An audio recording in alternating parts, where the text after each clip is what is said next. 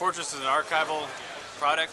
We have acid control inside with a moisture protection and Mylar.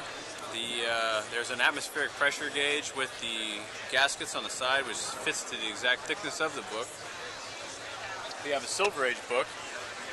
They'll give you a thickness 32 pages or stack it up to a thickness of 64 pages, and whatever condition that is. You can see the back cover, front cover. They're water resistant, they're hard, they don't bend. They're used by acid-free paper, which, judging from a museum pen, we tear it and get into all plies and layers. Acid-free thing. Purple denotes acid, which, unlike some of our seedy competitors, is unacid-free. Been collecting comic books since 1967. Been to every San Diego convention since 1970. I used to take the bus down when I was 14, Greyhound. Had dinner with all the old timers, met all the old timers, saw them all as a young kid. Remember buying Action 2 for $14, and oh Jesus, probably worth. Well, I sold it. I think I sold it for $50 and was happy. Had good days in the old days of comics. The comic book has changed a lot in the last few years. Everybody seems to be more investment conscious than collecting, and even though there are some good investments, it's hard to really explain what it's like as a true collector, what the feeling you can really get from this hobby, because it's a beautiful hobby.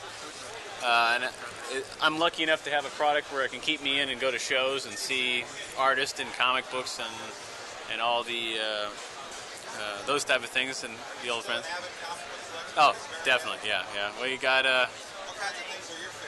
my favorites, More Funds, Golden Age, basically. The Silver Age, I had so much fun with the Silver Age in the 60s and 70s that I got it out of my system, and the Golden Age was like an older thing I had to go back and get. I prefer hit comics, quality comics, the Nationals, once in a while a Wonder World, but hit number 5 actually got me into collecting.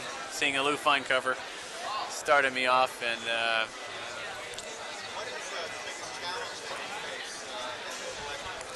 biggest challenge is trying to accumulate a mint run of Our Army of War, which is impossible. I think superheroes were always something that everybody saved. Everybody saved superhero comics and war comic books, which is unbelievable because the whole reason comic books became anything was because of the war anyway. But war collectors, they would read the book and they just throw it away. They never saved it because there was no real characters, but until Sergeant Rock came along in '59. But there was no real collectors and nobody really saved them. So the ones you do find, they had low print runs. They never saved them. So interesting. Thanks. Hey.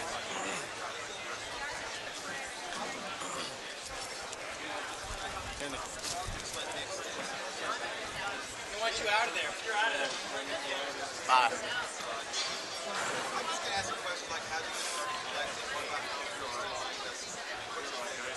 My favorite stuff, Joe Kubert, Russ Heath. Yeah, anything by Joe Kubert or Russ Heath, war books, DC war books.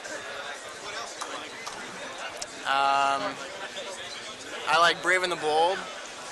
I like recent stuff. The way I got started was reading Daredevil comics. Back in 1980, I started reading Frank Miller. And anything by Frank Miller, I loved. And then after that, I started getting into old back issues of Batman, got into Neil Adams, and then I realized, gosh, there's good guys before Neil Adams too, like Joe Kubert. And I started pursuing them, and then like suddenly I was into the Silver Age, and it was long before I was even born that I enjoyed the stuff. They feel great about it. They don't know how much I spend. How much do you spend? I don't want that on tape. Is it a lot? It's a lot. What do you do for a living? I'm a student right now, but I will be a teacher. Of what? Of elementary school students. Absolutely.